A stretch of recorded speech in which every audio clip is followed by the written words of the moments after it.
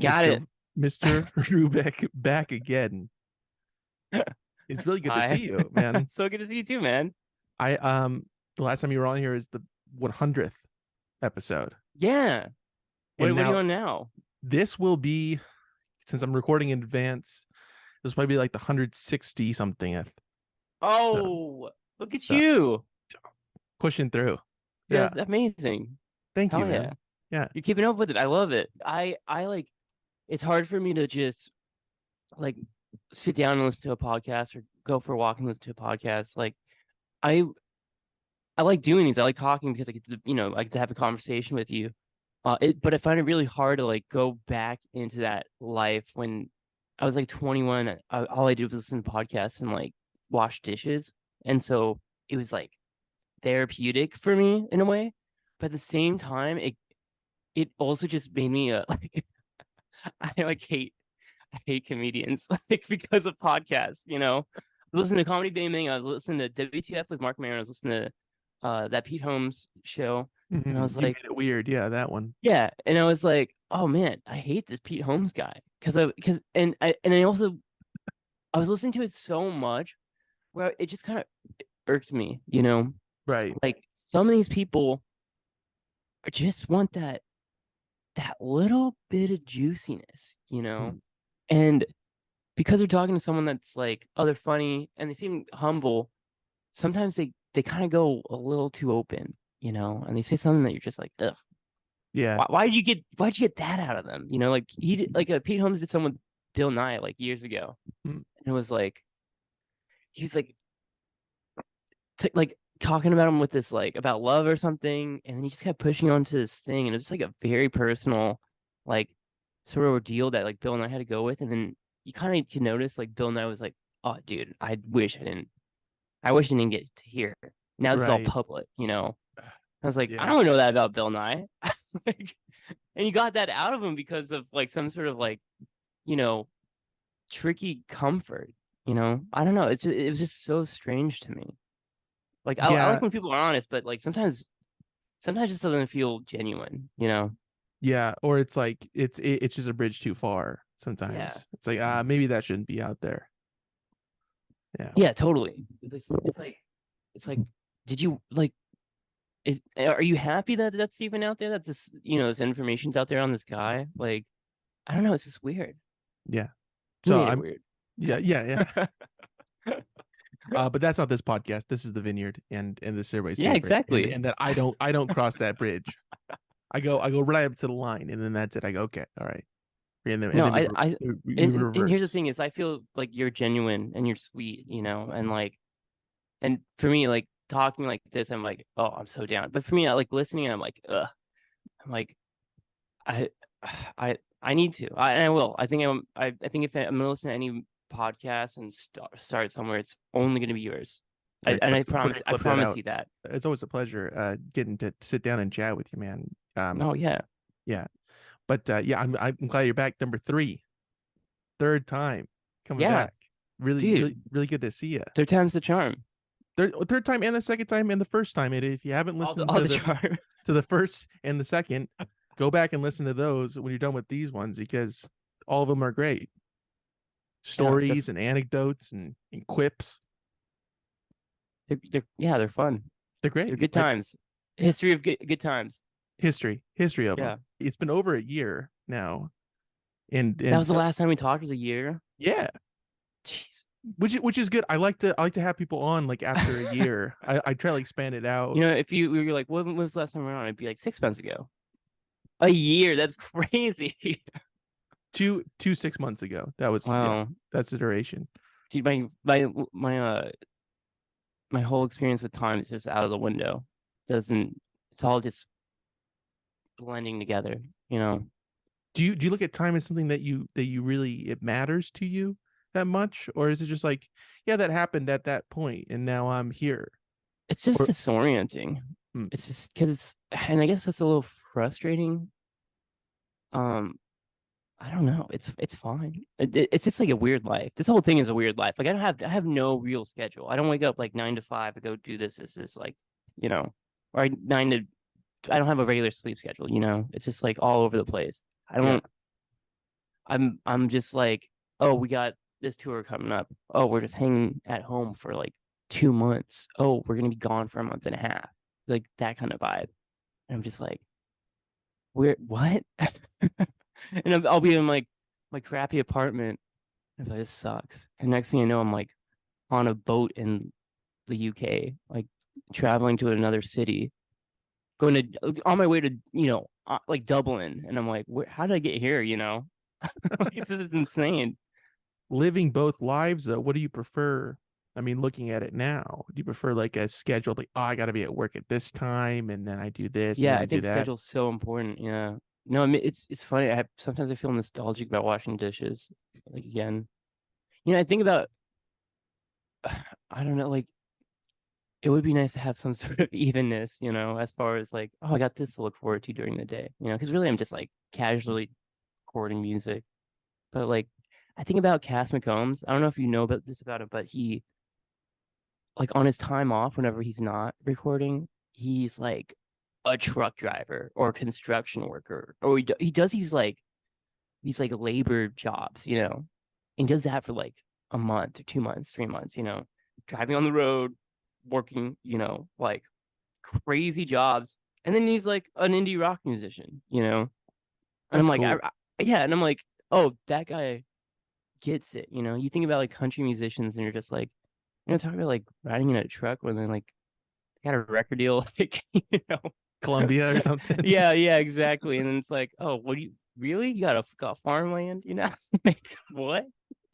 This is where you're from, Like, you're a Yellowstone guy, like, it's so strange to me. But I'm like, and it's also like my frustration with like Bruce Springsteen, because I'm like, I love the boss like so much, and I'm like, I hear songs, I'm like, that's the working man, But he's the same way. He's just like on the road all the time, and I'm like, wait, but who are you? You're just be singing about working in like in an industrial plant, but like you're literally a rock star, dude. Somebody had a great joke about that. I forget who it was, but somebody had this antidote of yes, Bruce Springsteen, the blue collar working man's favorite guy that insists to be called the boss. Like he's like everybody else, but he wants to be called the boss. Oh yeah, So that's really funny. it's kind of odd. That's Yeah, yeah. no, Well, it's yeah, are you with us or are you the boss? So like yeah. where do you lie? And here's the thing is, I think he is with the people. I think he does. He's very nice. Like I know I've just heard stories where he's just like a very humble guy and he talks to people. So I think he like has some sort of idea of like what it is. But yeah, I just feel like there's a lot of fake ass musicians out there who just, And we're gonna name them right now. Let's get into yeah. it. Yeah. Who's on CMT right now? Who's the baddies of the bads, Is CMT even really on anymore? I mean, I still have I cable honestly think it's television, Yellowstone. I think it's Yellowstone like reruns or something on there now. which is crazy if they even got those syndication rights for Yellowstone, because I think that's a they pretty they penny. have to. I think they have to because I mean, it would be dumb if they didn't, because it's just Right. like, who does that show appeal to? I mean, Like the country boys and girls of the United States of America. the country music television Who's gonna viewers. watch? Yeah, and who's gonna watch? Hey, if you want your Yellowstone, just go over to CMT. Yeah. I mean, I'm just guessing. I don't know. My grandparents love that show. It's it's interesting, these television shows that people really gravitate towards, and it seems like it Mm, just blows up. Like there's no like I mean, I don't really know how it was with like the Sopranos when it was on. I guess it was doing pretty well, but now, I it mean, was huge. if you talk about it now, people are like, "Oh yeah, Sopranos, Sopranos, Sopranos." But I mean, was that really the case with in the just the modern times of 2005 or whatever when it wrapped up? Like, were people really in it then? It was, yeah. So I mean, you're not that much younger than me, right? You're 20. 3, How 23? Okay, yeah, 23. you're younger than me. So I'm 31. So during the time period, it was fucking huge. Yeah, people were going. I mean, like, it's funny because I just saw. I don't know if you've seen it yet, but there's someone posted on Instagram these like promo like photos and ads. So around New York City, for season 3, I think they had all these like little cute Sopranos knickknacks where it's like taxi cars driving around, and and there's an arm hanging out of the back of the taxi cab, and then under it says The Sopranos season 3 coming soon, you know. And then there's like there's a shoe store that has like these shoes that are in cinder blocks, and it's like Sopranos season 3. So it's like it really like took the nation by storm because people were just like, this is new, this is great, doesn't matter, like you know, like people always were like, you know, the thing about The Sopranos is the dream sequences. So like no one cared about that. Like there's no like there weren't like, oh, it's such an artistic show. They're just like, this is fun, you know. And I think it's like the most universally like accessible show as far as its like intensity or whatever. Like no one was like, yeah, the thing about Tony Soprano's arc, it's just like, dude, that guy's crazy. Let's keep watching this. I just started watching it now though, so I'm jumping on it now a few years later. Really? Yeah. So that's great. I know that my grandparents used to watch it, and I said, okay, you know, let me get in on it. Let me see what it's all about. How you liking it so far?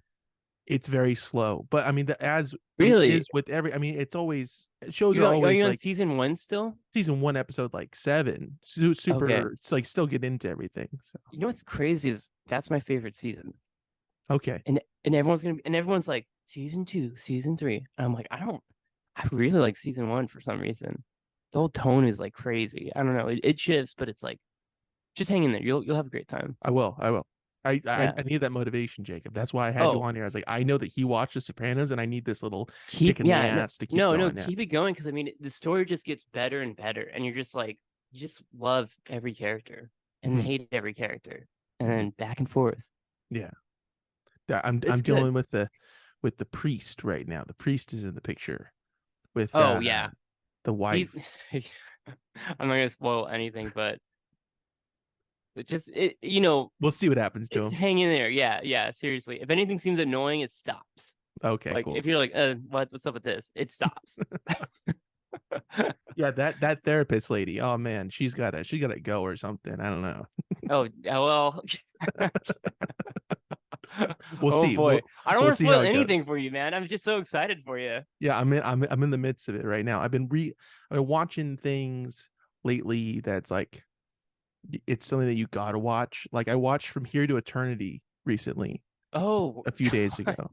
You know, I've never seen that, but there's a casino diner in Vegas called it's inside the El Cortez, but they show it 24/7, like it's on loop. Should have just gone there to see it. Yeah, it sounds off there, but it's just playing in the background all the time. Like, wow, this looks good. You know, how'd you like it? It was. I'm glad that I watched it. I watched The Deer Hunter recently. Oh, good one, really good one, dude. Yeah, I love that movie. Super, very parodied, like within like later whatever years. Like it's always like what do you call that? It's like always like portrayed in different things, like the classic the Russian roulette scene and stuff. Yeah, the mouse scene, which is like so intense and like so, man. I just like the first half of that movie is just such like a weird slow burn and just like a slice of humanity, you know, like being in that town, seeing all these people come together, you know, it just like, as far as like a Vietnam movie, it's so like important and special to show something like that. Like, how do you show a whole town? How do you show a whole community? And how do you show all these people like together and like knowing each other and being friends with each other and like, oh, let's have a wedding, you know? And that's how everyone gets brought together. And you're just watching like this beautiful life happen. Then the whole deer hunter scene, then just the hard cut to the war. It's like devastating, you know? Yeah. I'm like, I think it's so genius. Like it's so goddamn good. Yeah. I very funny story. I like was taking my friends to go see it for the first time, and we went to the New Beverly. Did I tell you about this? No, dude. Oh my god, and it irks me to this day. I feel differently about him now, but I'll still never forgive him for this. I'm gonna call him out if I ever fucking talk to him. But there's these like reserved seats in front of us, and we're like, oh, it's probably for like Quentin Tarantino, you know? We're like joking. That's his. He owns that place, right? He owns the place, yeah. And then he comes in, and we're just like, what? Like Quentin Tarantino here? This is crazy, you know? And he comes in, he brings up Michael Cimino's daughter, the director of The Deer Hunter. And he's just like, the thing is, it's like, whenever you're watching this movie, it's like, whenever the restaurant that scene, and he just starts like spoiling the movie. He is literally spoiling the movie, like for my friends who haven't seen it yet. And I'm just like, dude, of all, I like, yeah, sure, this movie's been out forever, like for sure. But I'm like, don't wait, like, let's watch this in a movie theater.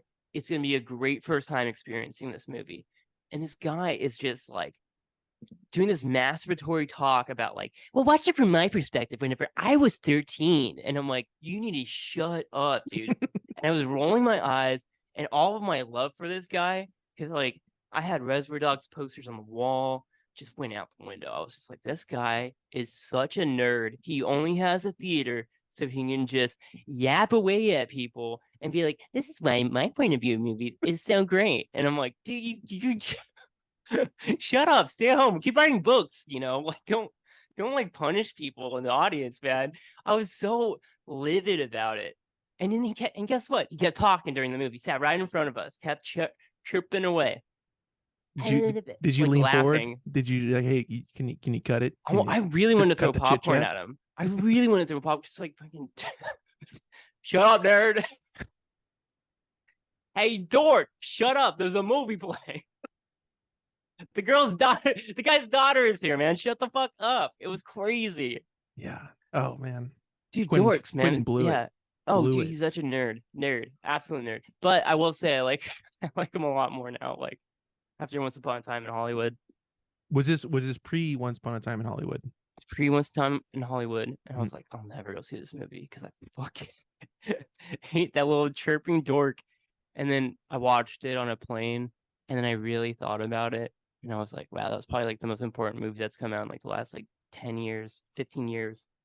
Once Upon a Time in Hollywood, though, that was a movie that I began to watch like relatively when it came out, and then I'd never finished it, and Oh then yeah, I finally watched it kind of recently ish. uh-huh. I was like, okay, I get it now. Or I've seen it at least. Yeah, I was like, that was good, but then the thing that I was like realizing was that like it really is the last, and especially like for me at least with cinema, I'm like, I get sick to my stomach about just everything new, like everything that comes out is just bad. It's like quality's bad. I'm like, you know, American audiences aren't fucking stupid, like you think that we are. And you're just kind of like serving us a slop that we think that we're gonna like, and it's just like not everyone's gonna be down for this. This is why people don't care about going to the movies anymore, And Once Upon a Time in Hollywood for me is like this movie that's like, all right, this is the last one, And that's why he's like, I'm out of here after this, Like he's doing like one more movie, but with this one at least, it's just like I'm gonna make it fun. I'm gonna make it like a love story for Hollywood.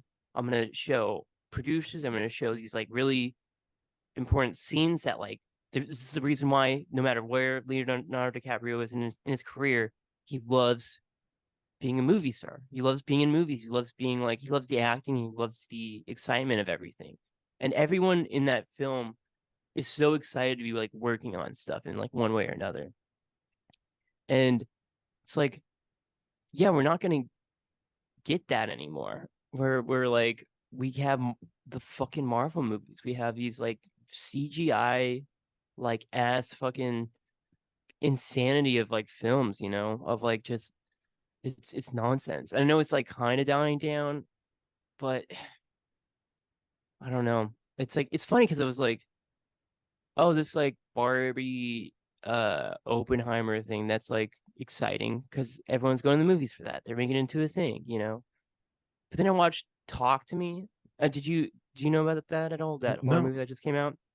Well, it's crazy. This is what I mean. It's like it's an A24 movie. It's like these New Zealanders who are like these two like they're guys who are like known for making like insane like CGI like off the walls, like kind of stuff. Like they're called Raka Raka. I don't know if you know them, but I haven't heard about them until this movie. But they're just like these guys who are like like, okay, we're gonna do this and this, and they're just like these like twin brothers, and they just made like this like intense, like amazing horror movie that made me like so sick to my stomach, and all the effects in it are all practical. Like they just like mildly use CGI for just to like enhance little things, which is like what you want to hear about like a movie. You're like, and that's how movies should be made. It's like use CGI, but only to just perfect like the small details of like what you need. I'm like that movie has heart and ambition, and like I've never seen anything that's like made me feel so sick. Maybe since like Hereditary, but in a good way, where I'm just like I'm glad this movie exists. But it came out literally the week after Oppenheimer and Barbie, and I haven't seen the other two. But I'm like, I know that's cool, but this is way cooler. This is like something that everyone should be talking about. And everyone I've told to go see it, they're just like, that was amazing. Like I can't, that was like unreal. That was like better than Barbie and Oppenheimer. So it's like it's cool, like these big motion pictures like get that kind of like love and recognition, but it's like I don't know, it's just like I feel like people really deserve something that's like respected, as far as like we want to entertain. We want to leave someone leaving the theater being like, fuck that. Like, yeah, that got me. That's why I buy a ticket. That's why like I go and see a movie. Like even in the movie theater, we went to go see it in downtown. And so it's like it's not like Draft House or like these like theaters where it's like be quiet like while watching the movie. Like if you talk you leave. Just in a Regal. And there's all these people in there and they're all just like talking at the screen. It's like a part of the movie where like the left side of the speakers is making a sound that sounds like someone's in the theater like singing, and Oh, everyone looked and turned in the audience like, oh wait, that's the movie, because they thought just someone was like singing like in the corner. And these girls were walking by and this guy in front of us goes boo, and these girls just screamed and like it's like fuck you. And seeing that kind of like that happen in a movie theater, like again, which I don't know if you've ever experienced that, but when I was younger, that was always the vibe. Everyone's fucking with each other in the movie theater. Everyone's cracking jokes. Everyone's just like talking at the screen. And I'm like, yeah, that's like how you experience a movie.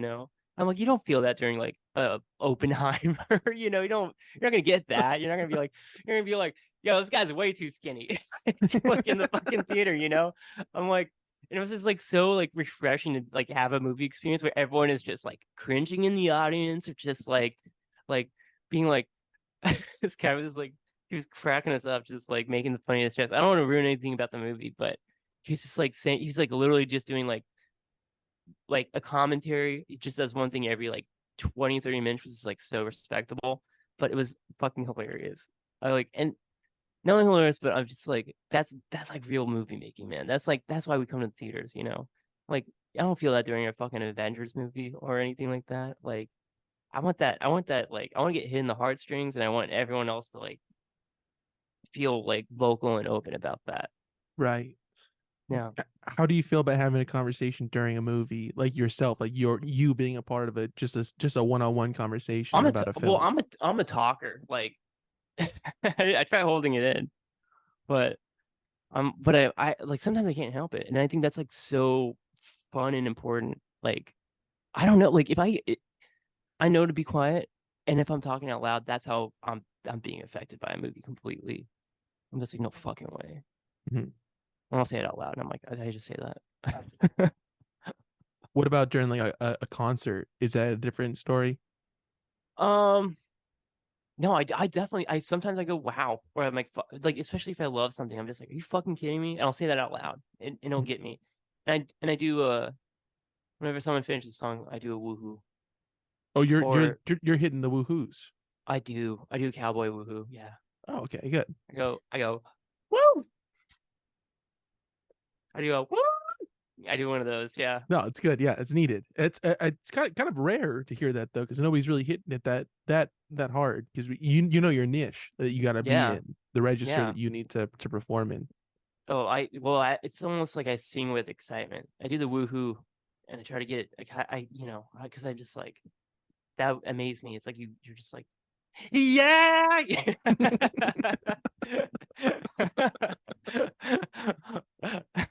It's like the fountain starts, like shoots out in the back, and you're just like, yeah, that was beautiful. That's how I really feel. But I do a little, whoop. Yeah, you gotta hold it in a little bit, hold back. Yeah, You guys started kind of doing some stuff at Brain Dead, that theater, right? Showing some yeah, films. yeah. It's How been did great. that kind of start up?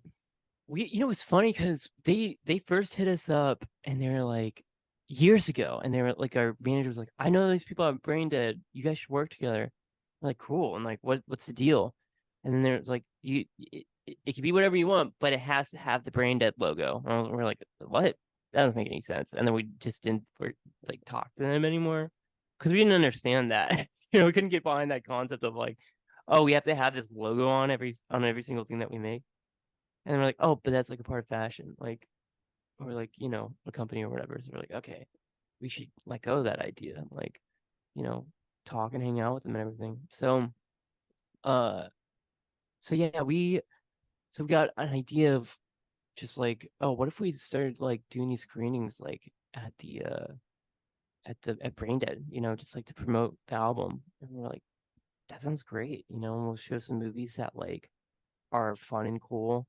That like had because we had like a lot of movies that did affect you know, the album. But it was crazy because the very first one sold out show was Sympathy for the Devil, which I don't know if you've ever seen, but it's a fucking like hard movie to like watch. And I'm like, I don't know why we're picking this movie. And because I know we had like we were saying like the Rolling Stones had like some sort of influence on the record. And I was like, I don't this movie's kind of like Oh, was rough. it the one that is that the film that they're It's talking about, the Altamont? it's not no, that's Give Me Shelter. Oh, So okay. this is a Jean-Luc Godard movie, which like French pretentious fucking like political like avant-garde fucking psycho who like is basically he's like recording Sympathy for the Devil. Like he's in the studio and he's doing these like slow pans and it's just them working on the song. And then it cuts to these like little excerpts that are just like either nonsense or they have to do with like the political economy in France or just like all these different issues. And it's just like back and forth between like the film or like the studio session and then whatever short thing that Jean-Luc Godard is doing. And I was like, I don't know if we should show this. And you're like, what's wrong with that? And then I found out like day of Radigan was like, wait, there's like more. It's just like other things that happen in the movie aside from the session stuff. I'm like, yeah. He's like, I thought it was just all like one shot of like the session. I'm like, no, there's weird French things. And we like got there and there's all these like 12, 13-year-old kids like coming up like excited to go see the movie. I'm like, dude, this is like the worst movie we could show right now.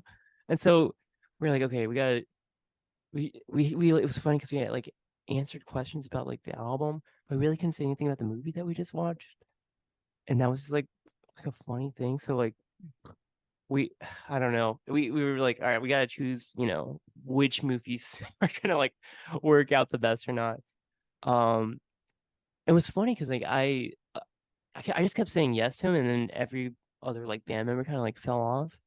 But we had this really amazing night where like it's kind of like a low point of like those showings because like less people were coming, and I was like, I want to do this movie American Pop, which is like a it's an animated movie that came out in 1981, I think, or 82, and it's a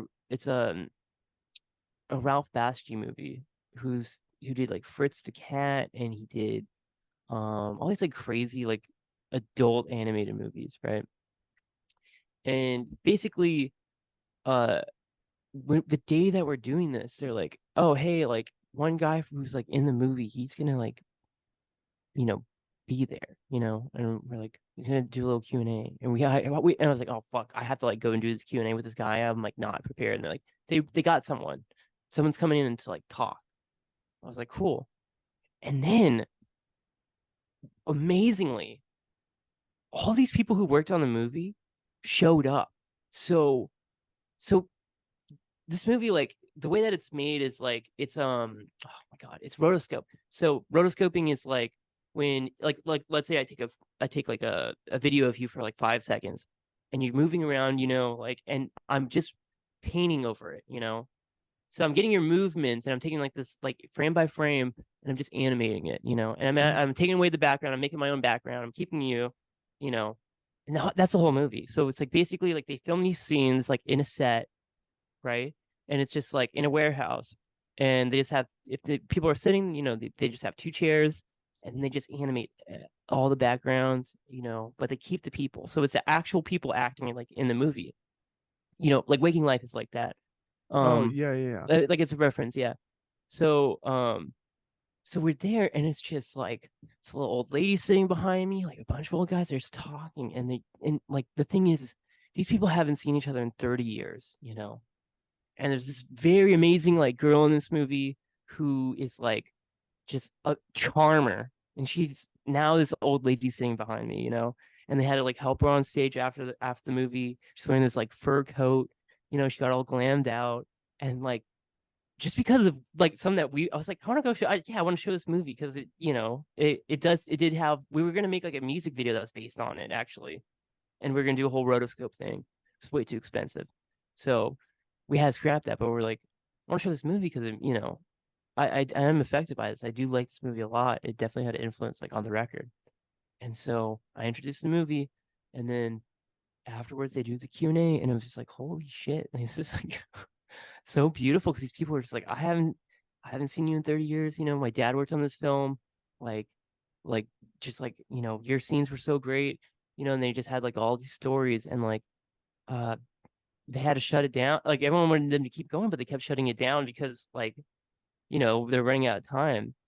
But it was like so randomly beautiful that we got to experience something like that. Like afterwards, like the people that did show up, we all just had goosebumps. We're all just like I was like, I think I might have cried like just like a little bit. I was like, that was just like wonderful. Like it was just like so sweet.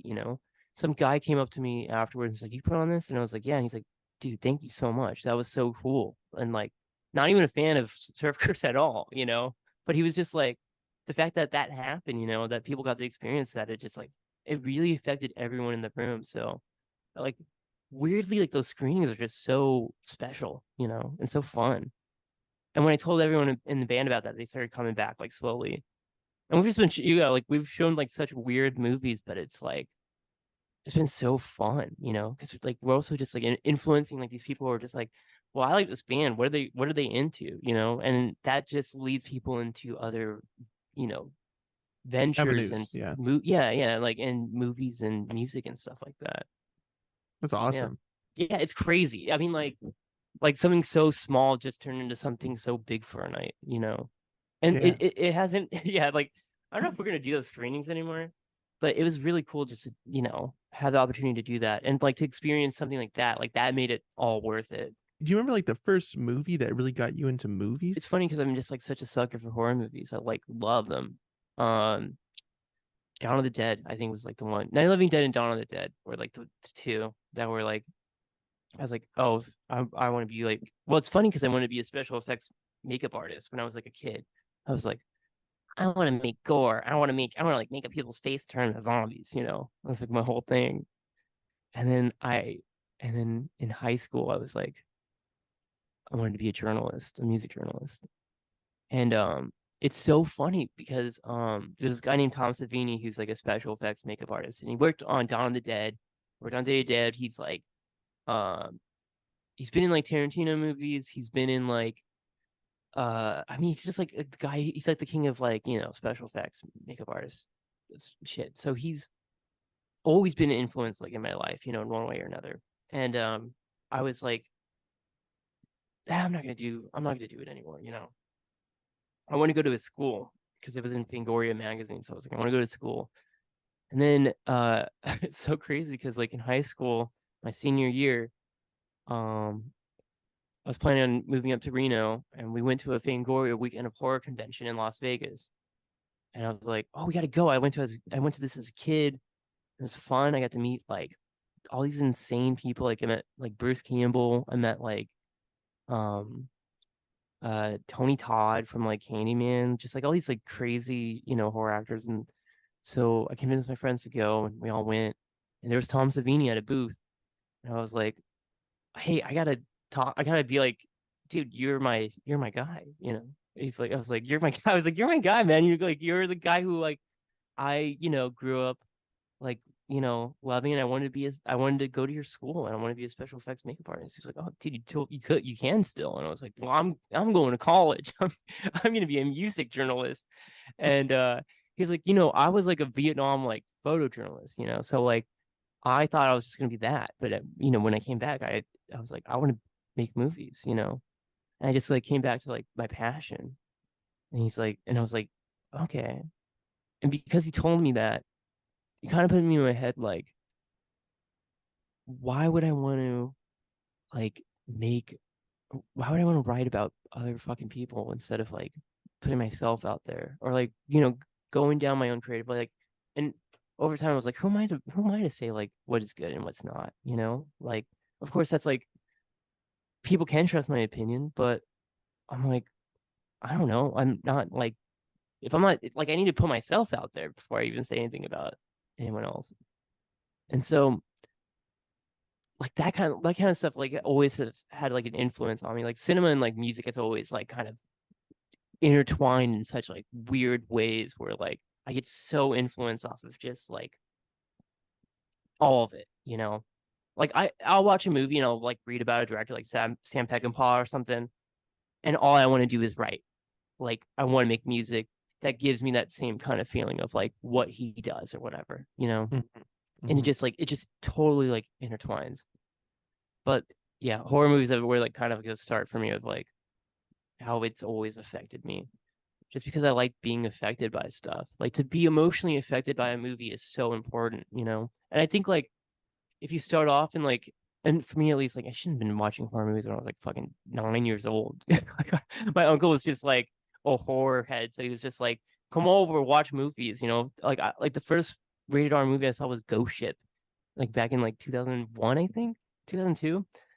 No, 2003. Sorry, but I was just like going to see like these you know horror movies at like a very young age, and just like kind of loving the thrill of it. And it kind of got me into just like more dramatic stuff, just because I was like, I like the feeling of just feeling lost in a film, like being, and you're just like, you're along for the journey. It's I don't know, it's exciting. It's like listen to a record and just being sucked in and Right. just live in that world. Mhm. Do you think the reverse would be the same, I like it don't is for know. you, right? Watching a movie to want to write a song. Yeah, I don't know. I mean, I also looked at that a little bit differently too.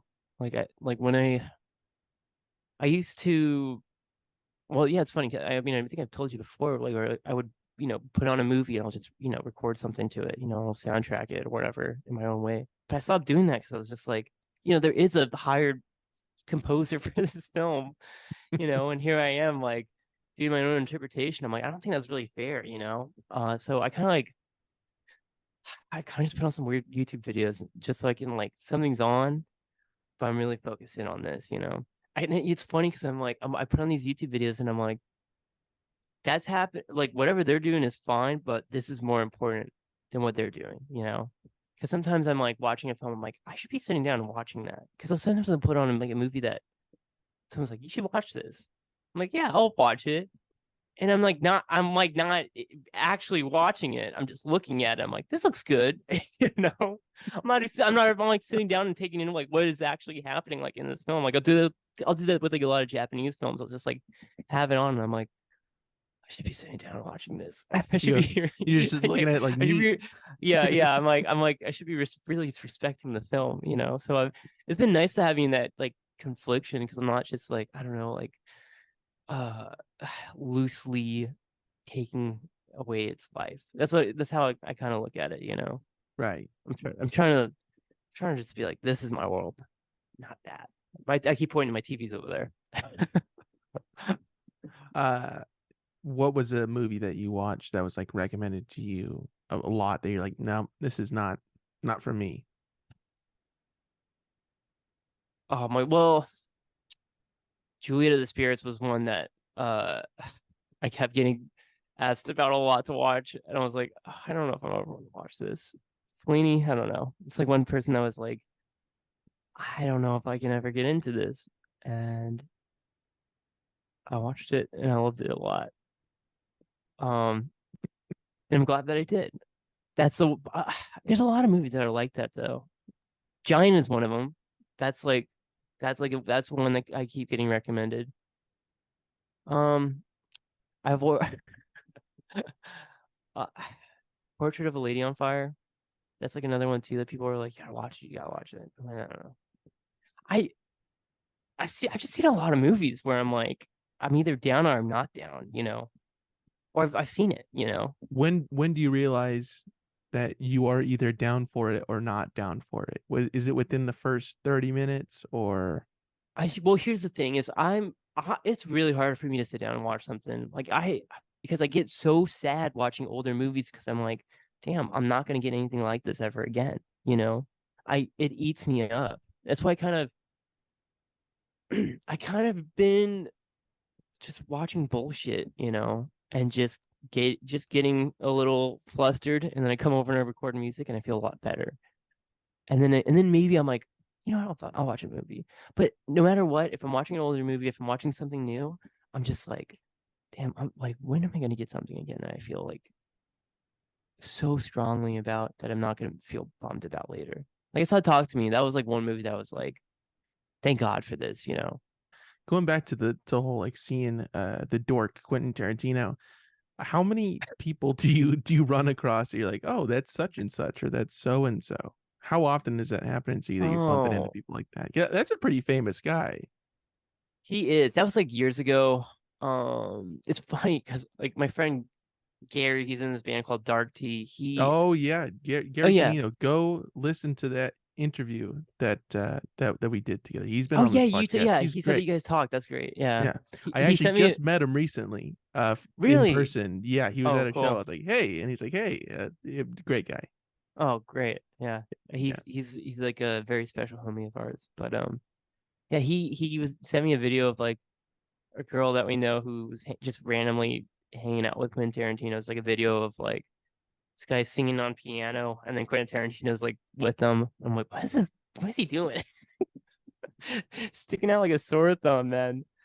I don't know. Like, well, it's funny because like I randomly, because I've just seen so many movies, I just randomly just see people that I'm just like, that's who that is. It was crazy actually because I me and my lady were at Monza, and like this place in Echo Park. It's like a Italian restaurant.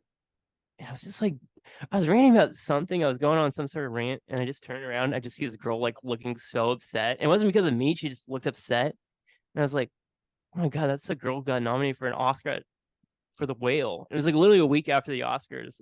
She looked bummed. It was just that she was like the nurse from The Whale. And I was like, oh, there she is. Huh. I met Steve Malcolm from Pavement. Mm-hmm. Like we were playing oh my God, we were playing a show in Salt Lake City, and it was a festival. It was the best festival ever. There's a place called Kilby Court in Salt Lake City. And Yeah, you know about it? Nick did some live from there, right? Yeah, live at Uh, Kilby Court. I think that one was great. Um, I yeah, but they asked us to come play at this festival, and we're like, yeah, we love Kilby Court, we'll do it, because it's reminds us of Reno a little bit, like at the Holland Project, where it's like all ages space. You know, this is the this is one of the places that you come and like see a band, and no one gets excluded. So they do this festival, and Pavement's playing, and it just so happens that we're playing the same day, and it was so incredible. Like the day before, we're at a coffee shop nearby the hotel that we're staying at, and everyone from the fucking festival is staying at our hotel too. And we look at the window, or I'm like my back's to the window, and Radigan and Henry were like, Malcolmus, and I turned around and they're like, Jacob, go, and I don't know why I ran out to like go meet him. And I was like, because I had to go think. I was like, I'm a big Pavement fan. I've like seen since they've been on this reunion. I've seen them 3 times, 4 times now actually. I like I just kept buying tickets to go see him because it was so magical. I saw him at the Regent. They did play like a secret show there, and then I saw him. Yeah, like two other times, like like back to back nights. I got these really crappy seats, and then I paid for like more expensive, closer seats, and it was just like the best time ever. Just like because they would change up the set like a little bit every night. Um, I almost went all 3 nights to because they had like a little residency. But I said what's up to Malcolmus. I was like, this reunion tour means a lot to me. Like it's making a lot of people just so happy, you know. And he's like, no, thanks, man. What's your name? And I was like, Jacob. And he's like, hey, Jacob, it's very nice to meet you. You know, and I was like, dude, it's just like, yeah, your music means a lot. I don't want to take up your time. And then Gary comes out, and he's just like, yeah, you worked at this radio station, just like totally, just like stole my sunshine, you know, pretty much of like I was just like we were just talking. It was like very nice, and then just Gary comes over, just like, yeah, I used to work at the radio station that you worked at. And he's like, cool, yeah, and like just like totally just like like plummeted down the conversation, like, and we had an Uber. We called like an Uber like during that like 5 minutes that we were supposed like right before like Malcolmus came. So like we had to like jump in a car, and I was like my experience with Malcolmus, and I was like, fuck. It was like turning into something very meaningful and special, and then it just kind of like got a little punishing. And I was like, damn it, Gary.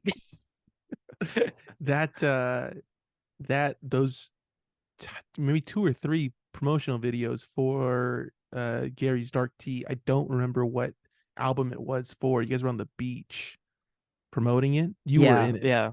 Those are Dark tea on the beach. so funny. Oh my god, Those are thanks. great. I really like those. Yeah, it's so crazy. I was like, it's weird. I was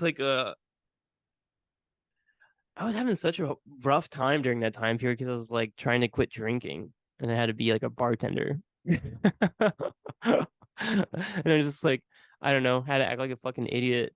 It's fun. It was a good time. Those are Yeah, really good. he's always doing videos. He's always doing bits. He's always like, you know, doing these little inside jokes or something. And I don't know. It's cool. I like that Gary is able to um create like just like wanna he always is just like, I gotta do this, gotta do that, you know. Just like rents cameras, goes and does the damn thing, you know. A lot of Mhm. people just sit back and just, you know, they just wait for things to come to him, and he's just like a guy who just fights for it. And He's I really hungry. appreciate that about him. He's so hungry. He's hungry, and it's like, and whenever he finishes something, it's always just so you get proud of him, you know. Like it's so cool to see. Um, yeah, I love his acting too. He's a fun actor. He was in there's this guy Gabe Bernini. He and his girlfriend, they make like really cool horror shorts, and they've been premiering them and stuff. But Gary's in one of them where he gets killed, and I got so sad when he dies in it. I was like, I don't want to see Gary die. Like, I don't. It's like it made me like so sad. You're watching Gary die. That's pretty sad. Like Like he got his like I enjoy talking to him as well. Like the conversation when I met him, I was like, I really like this guy. yeah, So I'm yeah. kind of bummed to see Gary die as well. Yeah, he's kind of like the one guy you're just like, no, don't kill him. What? It's funny because in the same one, Radigan's in it, and oh no, yeah, I mean, he might be in, no, he's in a different one. They, they just like randomly ask, like, hey, you want to be in this? And they go and they shoot for like 10 minutes or whatever. And Nick dies in the beginning of one of them. And I was like, yeah, I could see that. I'm like, I've seen Nick die before, I think, maybe in something before. But Carrie, I'm like, oh no, don't kill him. Like me, I'm like, yeah, kill me in a fucking, you know, whatever, you know, like you can anyone. I would love to get chopped up or whatever. You know what I mean? Like I'm down for that. But Gary's like kind of guy who I'm like, oh, I don't want to see him get his guts Um, ripped out. That's what happens, and he gets his stomach sliced open. oh man, poor Gary. R.I.P. Uh, Yeah, going rest in back, piss. we love you, Gary. We love you. Dark Tea, go check it out. Were you a big drinker in high school? I never drank in high school. I I I was so proud of being like straight edge. Sick. And then fucking first week of college, I drank one beer and then I drank absinthe from Spain and fucking vomited like so much. It was horrible. Yeah. Did the absinthe taste like licorice? Yeah. It was Yeah. great. But yeah, I just got way too fucked up on my very first night drinking. And then we drink MD 2020s like 2 weeks later, which it's What like color? Red, blue. blue? Ah, Blue. Yeah. okay. And also it was like the time of Four Loko, like it was the year that Four Loko came out, so we were Oh, just so it was like, the old formula with oh the. yeah, the old formula. Mhm. Yeah, and so everyone was just like, we got to get it. And we're trying to find ways to have people buy it for us. Like it's that kind of insanity. Like, gotta Uh, drink it. It's gonna kill us. Like so insane. and this is it. What college did you go to? Well, I went to the community college in Reno. I went to a place called TMCC. I got $3,000 scholarship from um just from my just from like a plumbers and pipe fitters scholarship program. My dad is a plumber and pipe fitter, so they were like, you have to write this thing, and you get money. So I got $3,000 of scholarship money. I went to school for a year, and I was Sweet. like, I got free schooling for like a year. Like I paid it all with that money, and then it's so funny because I could have just kept it. I didn't even have. There was no. They literally just give you a check. They don't tell you how to use it. I just used it for college, which I'm an idiot about because, You could have bought in so well, many Fort Locos with that. I could have. Yeah, I could have done a lot of things with that. But I did school for a year, and then I was like talking about transferring to UNR, the University of Reno, Nevada, and then I was like, no, I don't want to do this because like I just felt like music journalism was not going to be anything. Like I was like, I don't think this is going anywhere. I don't think this is like, I don't think I would have an effect. I don't think I can make money off of this. I don't feel like it's my pursuit anymore. So I was like, I'm just gonna make music, and just do whatever I want, or like find odd jobs and just keep making music, and see what happens. And you left from it was Henderson, right? Hmm. Yeah. To Reno, and then you just stayed in Reno. Hmm. Yeah. I was there for 3 years. Then broke up with like my high school sweetheart. Moved back to Vegas for a year. Slept on a couch. Dishwashed at a casino. At a Um. casino. Yeah, it was crazy. Are the dishes cleaner or dirtier there? Hey man, if I was working there, they were nice and clean. Yeah, it was like it's a place called Wildfire Casino, and oh God, I was having like a crazy time where I was just so depressed, but yet I just felt so alive at the same time. I was Oh, just that's finding, odd. yeah, it was weird because I was just like so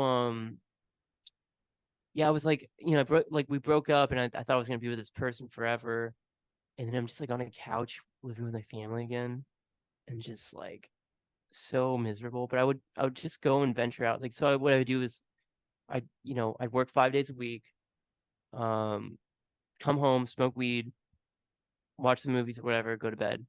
Then on the weekends I'd get a hotel room and just get away from my family and like have a bed.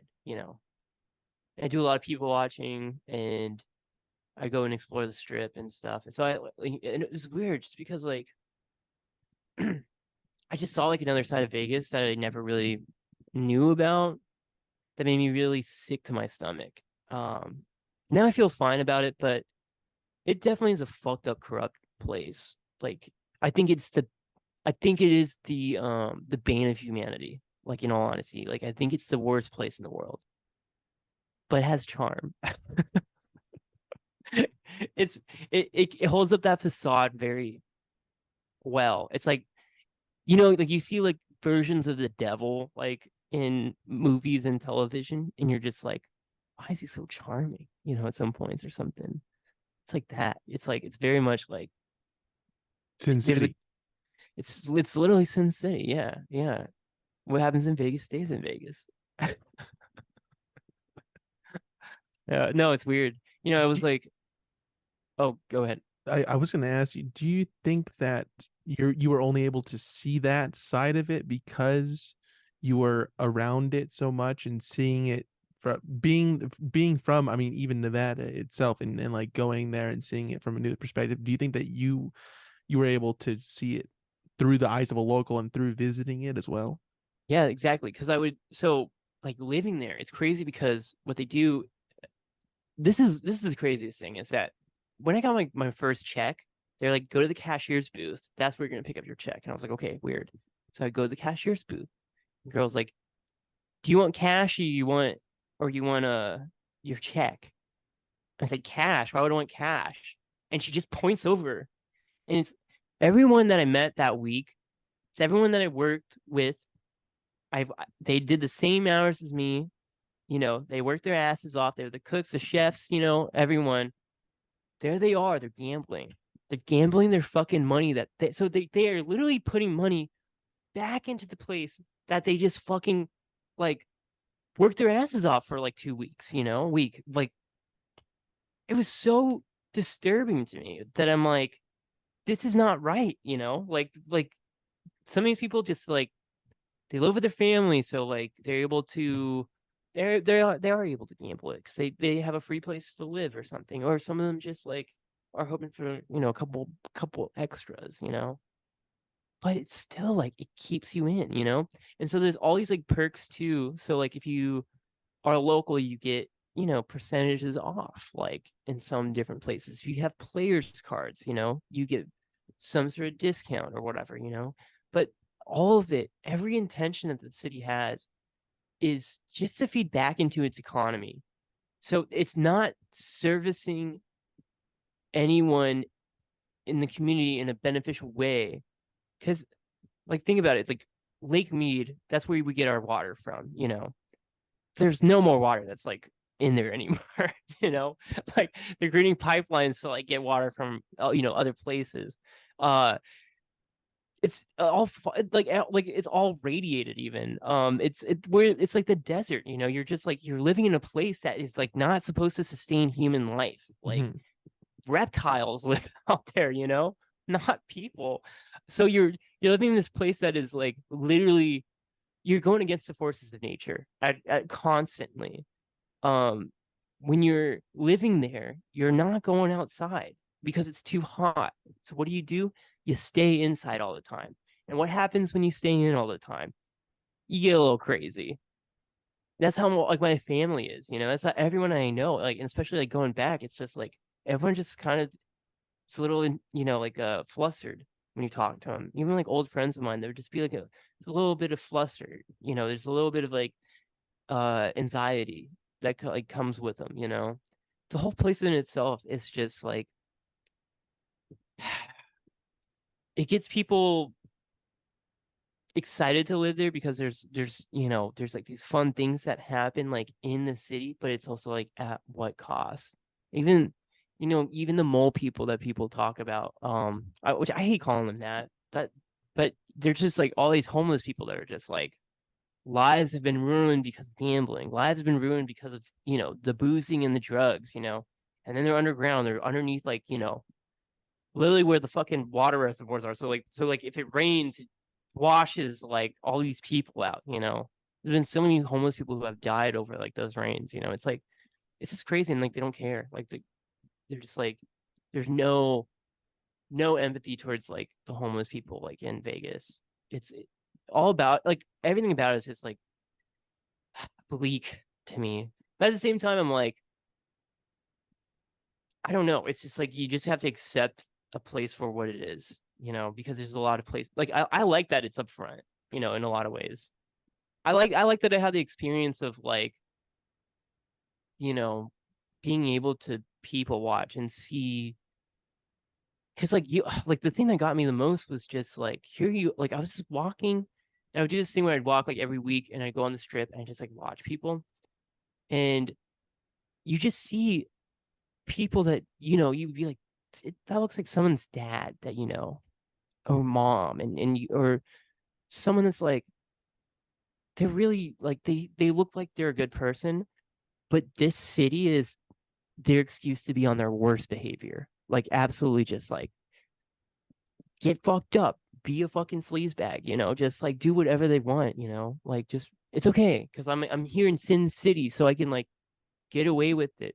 So you're seeing like this different side of people, like you're never seeing like the real person. You're seeing like the person that they Is they're living in they excess or yeah, without hesitation consequences. or Yeah. consequences. Yeah. You're just seeing like a different side of someone, and so it's interesting to just experience like someone in that rare moment of just like, am I gonna go gamble? Am I gonna go to like the strip clubs or what? Am I gonna get fucked up tonight and just be like a fucking idiot on the streets? It's like, Right. Right. yeah, it's such an interesting place, because it's like there's not there's not really any other place like it, like it's strange. Like I think Los Angeles is similar in a lot of like it's different, but it's similar in a lot of ways. But yeah, I don't Does know. it feel different? I mean, overall, is there a clear difference between Las Vegas and Los Angeles for you, Well, I think living in both, having lived in both cities? I think the similarity is like a place that just loves to feed into itself. Like there's, I I always tell people, and I even made a tweet about it, and I hope it has hit someone. But if anyone's like ever lived or grew up, like if you've grown up in Los Angeles, you should you should spend a year literally anywhere else. Just get out and live a year anywhere else in the world, and then come back, because this place is just so it just fucks with so many people who have like grown up here, because there's like a weird entitlement or just like this kind of like weird fantasy of like, you know I'm going to get into this business of film or acting or music, and like my dad is Pierce Bronson's fucking is Pierce Bronson, or like whatever, like, or just like weird like celebrity tie-ins or whatever, or like I don't know, it's just like a yeah, everything is just like shut down the streets, gotta film something here, like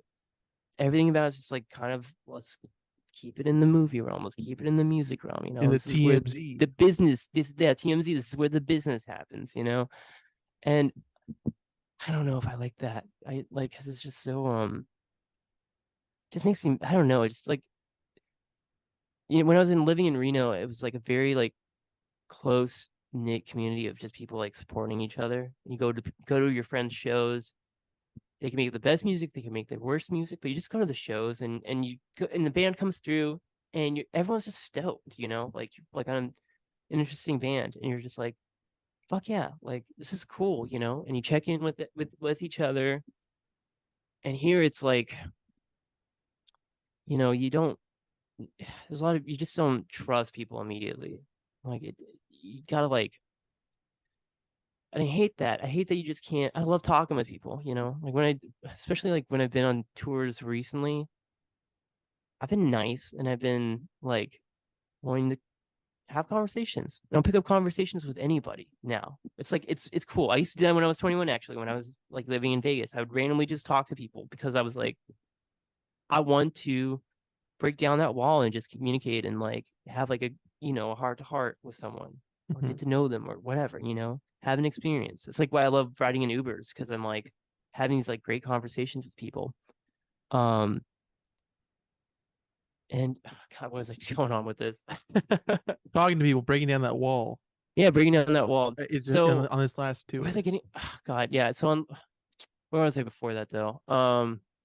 Las Vegas, or sorry, Los Angeles feeding itself and kind of keeping people at arm's yeah length. so yeah so yeah, it's like I love talking with people, and there's like especially everywhere else in the world, I'm like I can pick up a conversation, or I can talk to whatever, no matter what age or whatever, just like connect with people. Here it's like someone might want something out of you, and that's like it a lot of the time, and it's just so fucking sad to me like that's the case.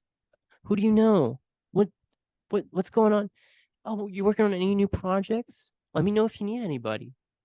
That kind of vibe.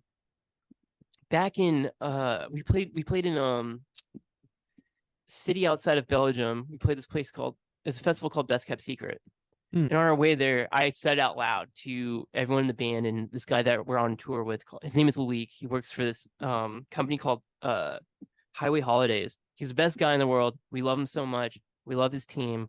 They have amps ready for us. They're like a company that has like every amp, every guitar. Oh, awesome. You That's want to rent it cool. from them, and then they also drive you around, or they're the guys who are like tour managing.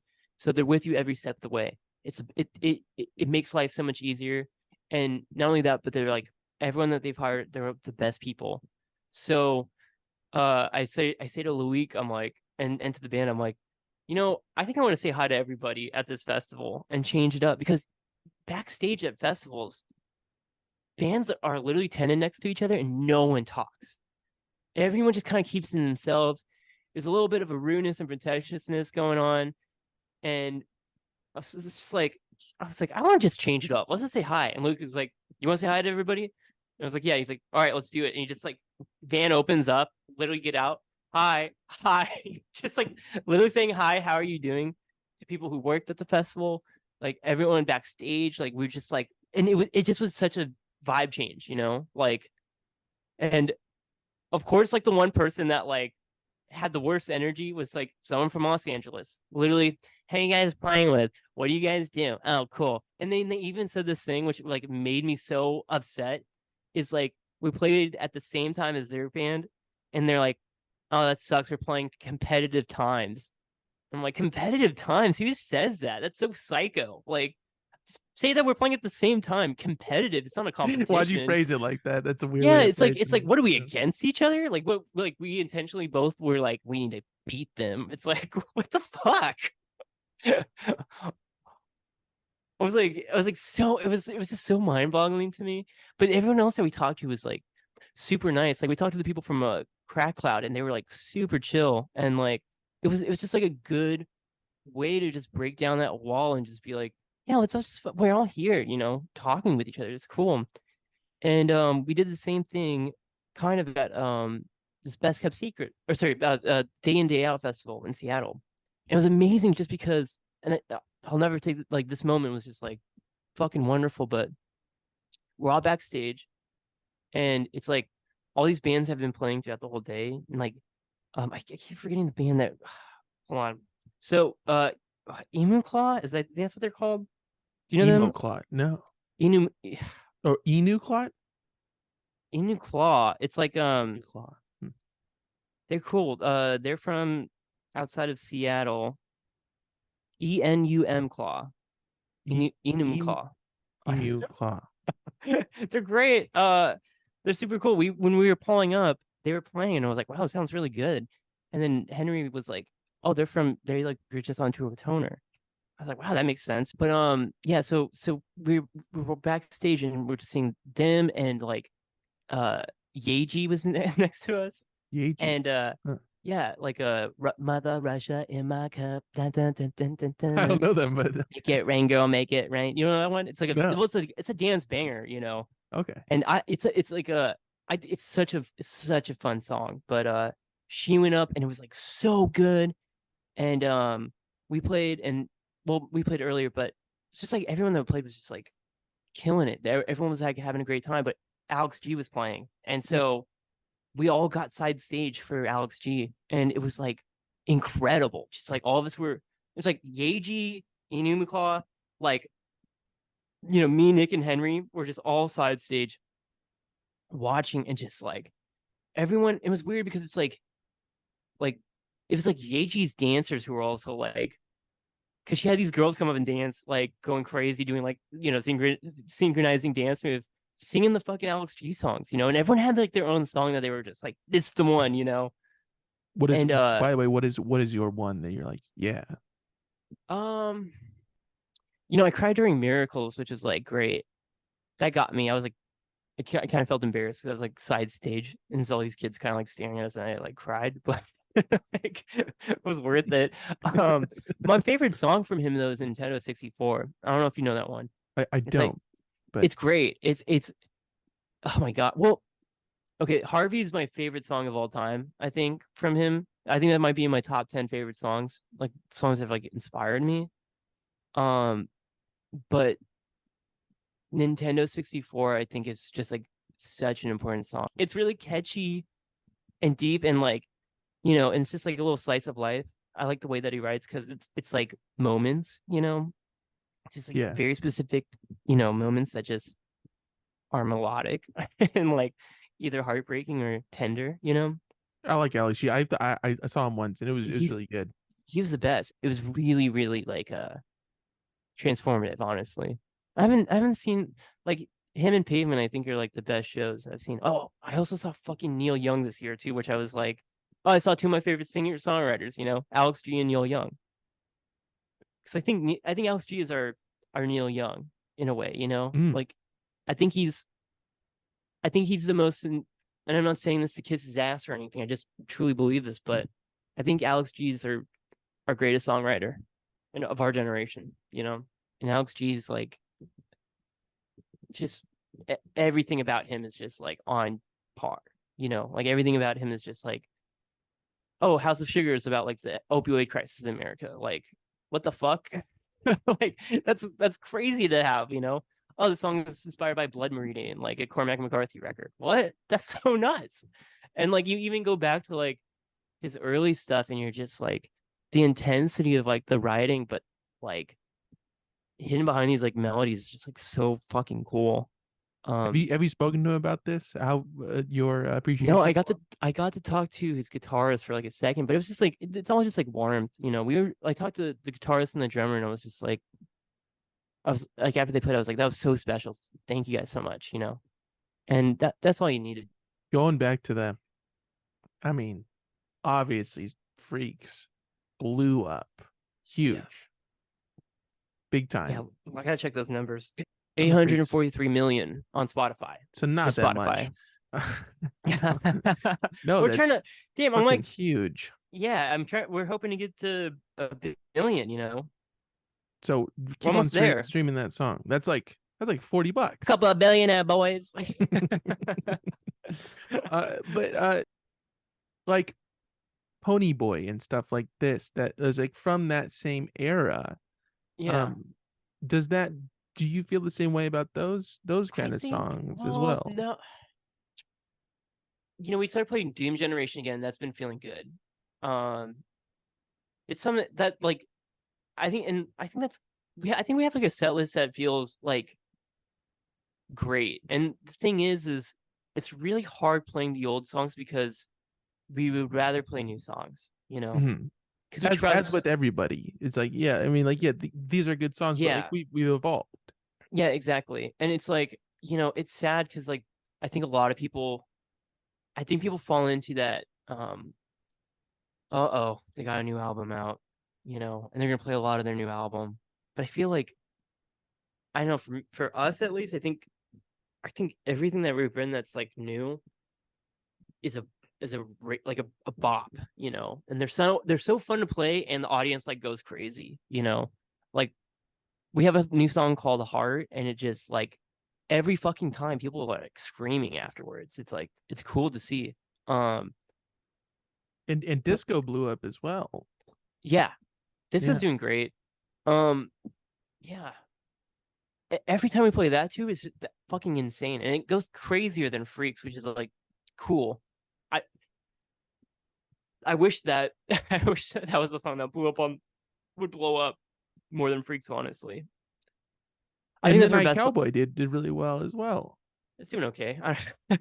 People like I that song too, which is crazy. Like when I'm I playing it, really enjoy that one. Yeah. people really like. I don't know why, because I Just feel like everything. people love John Voight. Like, what do you mean? Yeah, Yeah, he's a that's great why. guy. Yeah. uh, thank you. I know. I mean, that's one that I do feel happy about. Again, I just it's interesting. I mean, because it just has a music video that people can like gravitate towards. There's like a visual element that I think is appealing to people. That's something to hold on to. But I don't know. It's cool that people like that. There's not like a lot of old songs that I'm like, we got to bring this back.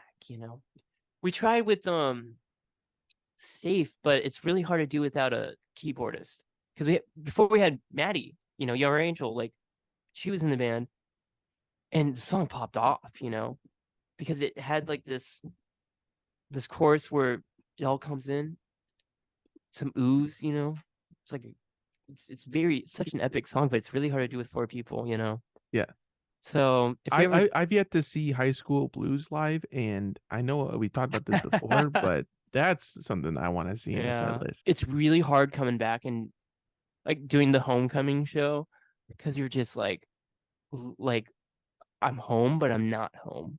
Like, and it's the most frustrating thing ever. It's like it's literally like you're back in your bed, but then you're back out Yeah, playing that's the gotta be a weird fucking show. mindset. Yeah, Oh, because like, it's literally the worst thing. It's horrible because all you want to do is just be back and not deal with anything because you're just like I'm home, and you're like, oh, I have to go play this fucking show, and you're just frustrated, and it's like so cool that we played the Palladium, but it was like your brain is just like, I don't want to do this right now, man. I don't want to like give me like give me like a day or two or something. Jacob, you're awesome, man. Thank you so much for Dude, you're coming back awesome, on. man. It's No, always a pleasure chatting with you, and I do appreciate you coming back on. And yes, I know I go on my little rants and stuff, but no, it's great. It's great. I hope you like them or It's they're what good the enough people for. are here for. That's what I'm here for too. Okay. So I'm Sometimes I glad get to hear it. you bring out that you bring out what I want to say. I think when I appreciate that you ask very good questions. Well, thank you for coming on and answering them, Jacob. I Yeah, couldn't it's do it always great without talking. you. Yeah. Um, I'm always down to do like another one, of course. Like, okay, we right. can keep this going over time. I'll see you Um, tomorrow. Then we'll do another one. dude, I'm down. It's fun talking. Like Yeah, I don't know. I just feel like we always have good conversations. yeah. Like I don't know. Like I just feel like yeah, like I said, I just think that you ask the right questions. So Well, a lot of people just kind of like, thank you. hey, how'd you get your band name, or whatever. But I think over time, like, it's good that you're like, come back and do another one because you get more like out of people, like Right, right. things that like you're just like, damn, I wish I could have asked this question, and then well, you get that opportunity again, Yeah, yeah. and it Well, delves into something more. So I think it's cool. thank you for affording me this. By the way, I got a notification on the YouTube the other day. It's like, oh, love this one with Jacob. So Oh, good. cool. So Hell yeah. you're welcome, buddy. Whoever you are, Yeah. YouTube guy. Hi. YouTube commenter.